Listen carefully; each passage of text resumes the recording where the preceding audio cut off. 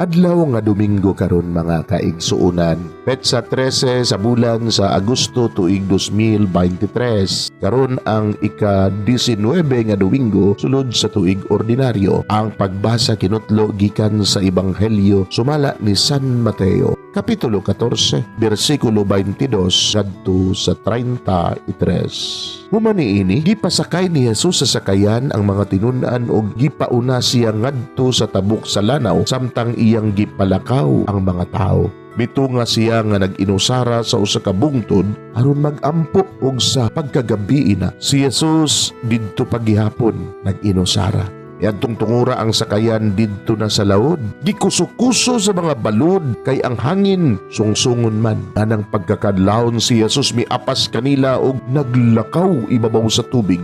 Sa pagkakita sa mga tinun-an kaniya nga naglakaw sa tubig, nangahadlok kaayo sila og naninggit. Multo! Si Jesus mingon kanila, ayaw kamo kahadlok, ako kini. Nga si Pedro mingon, Ginoo kun ikaw kana, palakta ako sa tubig nga na kanimo. Dali nga ri, mitubag si Jesus. Busa mikawas si Pedro sa sakayan ug milakaw sa tubig ngadto kang Jesus. Apan sa pagkamatikod niya sa kusog nga hangin, nahadlok siya ug nisugod pagkaunlod. Busa misinggit siya, Ginoo, luwas ako. Diha gikuptan siya ni Jesus ug gibira ug miingon si Jesus kaniya, pagkagamay sa imong pagtuo. Nganong nagduha-duha ka man ug nanakay silang duha sa sakayan, unya mihunong ang hangin. Ang mga tinun-an nga didto sa sakayan isimba kang Jesus ug miingon, ikaw gayud ang anak sa Dios. Mga igsuon, ang Ebanghelyo sa Ginoo. Daygon ikaw, o Kristo.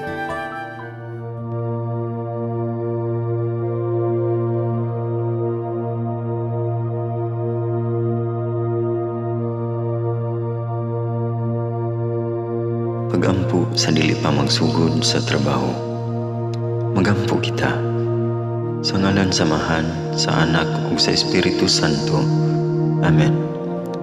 Langit mo namong Amahan, sa among pagsulod nining trabahoan, among gidala ang imong presensya uban kanamo. Among gipamulong ang imong kalinaw, imong grasya, imong kaluoy, ug ang imong perpektong hanay sa among mga trabaho. Among gipadayag ang imong gahom labaw sa tanan, diha sa mga butang nga among mahimo, masulti, mahuna-unaan, ug mahukman sulod nining adlaw.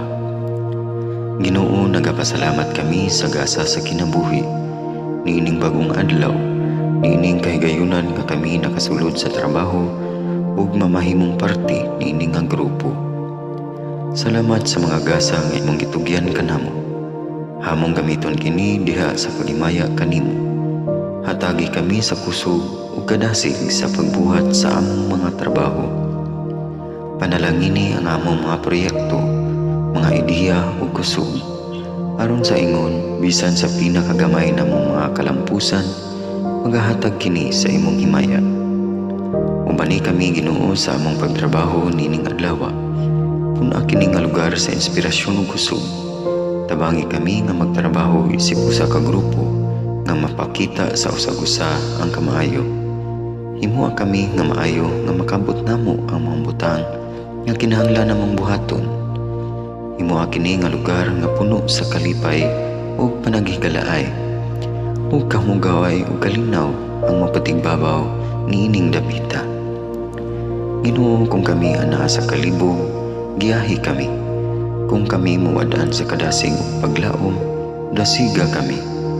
Himuha nga ang trabaho nga among gihimo ug ang paagi sa among paghimo niini makahatag unta kini ug hugot nga pagtuo, kalipay ug pahiyom sa tanan nga among mahimamat karong adlaw. Panalangini ang among mga pamilya, among Pinoy-anan, among nasod. Himuha nga magmatidud-anon kami sa pagtagad ug pag-amuma sa kalikupan ug sa tanang may kinabuhi, diha sa pagbuhat kanamo sa pagkabuot sa imong pangandoy alang sa hustisya ug kagawasan.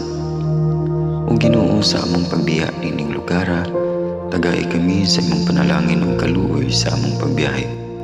Panalangini ang among mga pamilya ug Pinoy-anan nga anaon ta sa maayong kahimtang sama sa among pagbiya kanila. Ginoo, salamat sa tanang butang nga imong nabuhat, sa tanang butang nga imong gibuhat, ug sa tanang butang nga imong buhaton pa. Sa ngalan ni Jesus, among giampo diha sa tumang pagigugma ug pagpasalamat. Amen. Sa ngalan sa Amahan, sa Anak, ug sa Espiritu Santo. Amen.